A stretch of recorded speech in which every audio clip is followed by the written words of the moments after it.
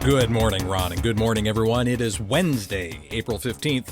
Here's what's happening. The Pope's apostolic journey to Africa continues. Yesterday, Pope Leo XIV visited the Basilica of St. Augustine and the Ma Maison home, where the elderly are cared for by the Little Sisters of the Poor. During the visit, an elderly Algerian Muslim shared his testimony, which the Holy Father called beautiful and comforting. He said that there is hope that people can live in fraternity and that, quote, God's heart is torn apart by wars, violence, injustice, and lies. But our Father's heart is not with the wicked, the arrogant, or the proud. God's heart is with the little ones, with the humble, and with them he builds up his kingdom of love and peace day by day, just as you are striving to do here in your daily service, in your friendship and life together.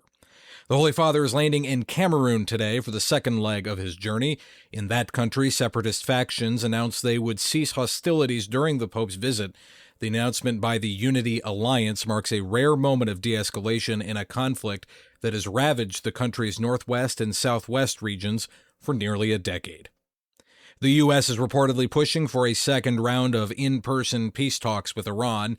Speaking to the New York Post, President Donald Trump said, quote, something could be happening in Pakistan in the next few days. It comes as the naval blockade of the Strait of Hormuz enters its third day.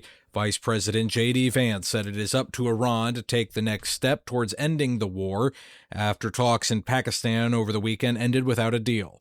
Elsewhere, Secretary of State Marco Rubio hosted a meeting yesterday between the Israeli and Lebanese ambassadors amid ongoing strikes there. The Archdiocese of Dubuque in Iowa is ending weekend masses at more than 80 parishes across the region. The decision is part of the Archdiocese reorganization process as the Catholic population and number of priests decline. The Archdiocese is being reorganized into 25 pastorates, groups of parishes that work together and share resources. Currently, there are 182,000 Catholics in the Archdiocese and only 85 priests.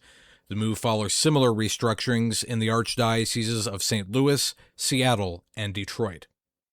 And finally, the Holy Father has confirmed that he is holding a consistory of cardinals in June. In a letter to the world's cardinals dated April 12th, but made public yesterday, the Pope said he appreciated the work and the exchanges of the consistory in January. Pope Leo also said he wants this consistory to focus on Evangelii Gaudium, Pope Francis's first apostolic exhortation from 2013 centered on proclaiming the Kerygma. The consistory will be June 26th through 27th.